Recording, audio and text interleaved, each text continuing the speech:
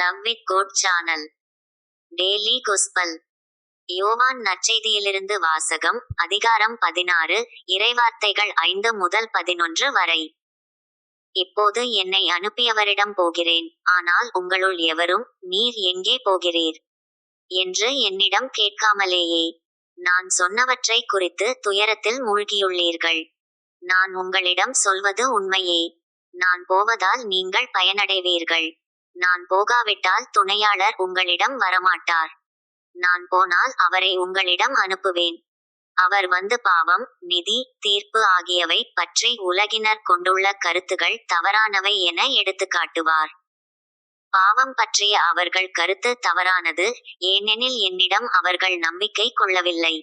நீதி பற்றிய அவர்கள் கருத்து தவறானது, நான் தந்தையிடம் செல்கிறேன், நீங்களும் இனி என்னை காண மாட்டீர்கள். தீர்ப்பு பற்றிய அவர்கள் கருத்து தவறானது, ஏனெனில் இவ்வுலகின் தலைவன் தண்டனை பெற்றுவிட்டான். இது கிறிஸ்துவின் நற்செய்தி. கிறிஸ்துவே உமக்கு புகழ்.